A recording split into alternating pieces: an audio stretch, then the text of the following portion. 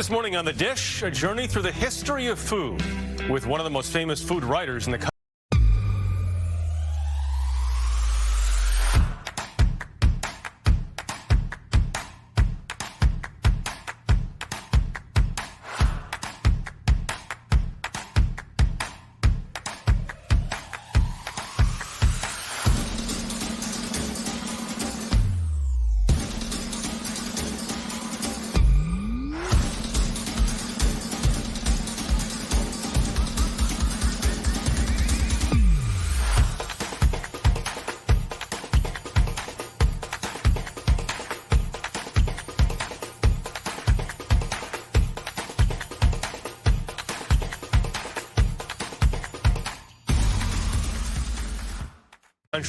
Mark Bittman's written dozens of cookbooks, but now he's out with something different.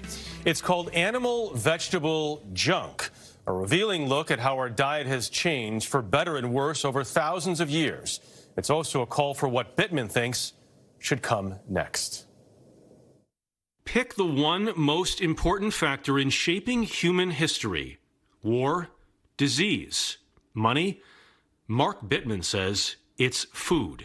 It's a story that needed to be told. I feel that it's silly to say people don't think about food. Of course, we all think about food all the time, but we don't take it seriously. In his new book, Animal Vegetable Junk, A History of Food from Sustainable to Suicidal, Bittman traces the progression of our modern diet from hunter-gatherers to today's monolithic industrial farms that dominate global food production.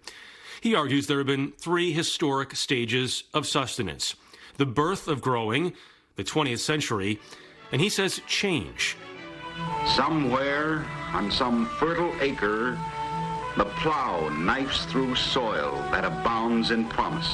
Food, no surprise, really changed when humans were able to move beyond hunting into farming. Bittman says the Industrial Revolution transformed farms into factories, led by inventions like John Deere's steel-bladed plow in the 1830s.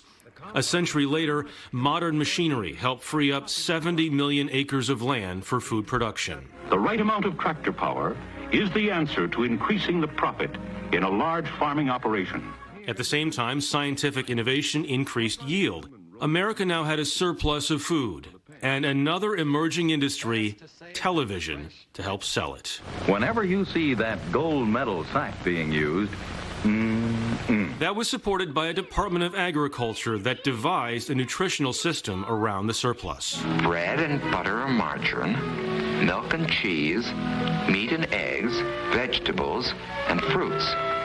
to help make the most of these wonder years, serve nutritious, wonder-enriched bread. White bread, fortified with vitamins to replace the highly nutritional but easily spoiled whole grains, quickly became the norm. There's two kinds of agriculture.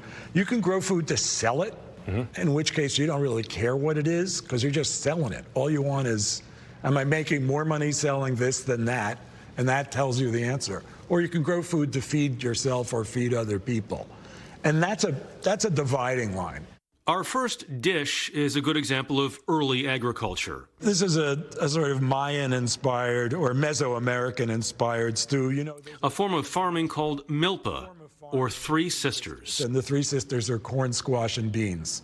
The corn grows straight up.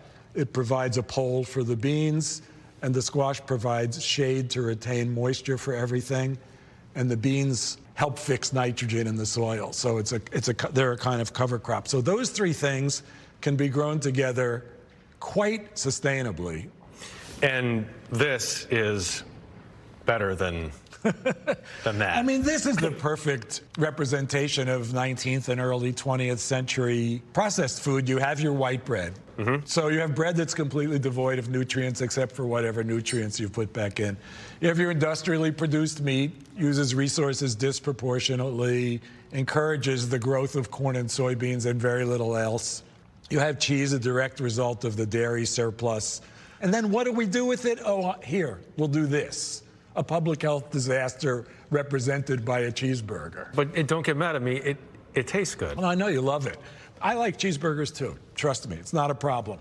We learned to like cheeseburgers. I grew up eating cheeseburgers. Ever since 1921, people have enjoyed White Castle hamburgers. Easy food like this has been advertised almost nonstop for decades. I'm not hungry! You're having one more bite. No, one more bite! Efforts to regulate what can or cannot be marketed specifically to kids have largely been ineffective, especially now that they do most of their viewing on streaming devices. No one's really regulating what food companies market to kids online.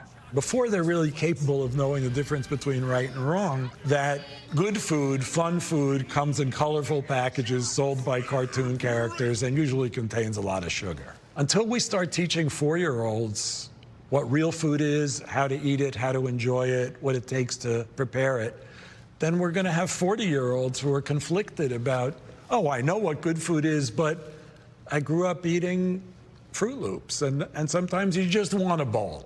All of that brings us to Bittman's third and final stage in food history: change. In a way, you could see it all as a great experiment. How is a human race of 6, 7, 10 billion people going to support itself? And that question, in a way, has been answered. We can produce enough food for those people. Now the question's a little more refined. How do we produce enough food for those people and make them healthy, all of them or most of them? And how do we produce enough food for those people and not destroy the planet? Those two questions have to be answered in the next X years. Which is why today obesity and its related illnesses is a much bigger problem for most of the world than hunger is, which is not to say hunger is still not a problem in some places. But that's the big question, is how do you get kids on that track of like eating the best stuff? Real food. Real food. A bowl of Fruit Loops is still okay every once in a while. Most people still like cheeseburgers, but generally speaking, how do you balance it out, right? Well, so much of our food is not good for the planet.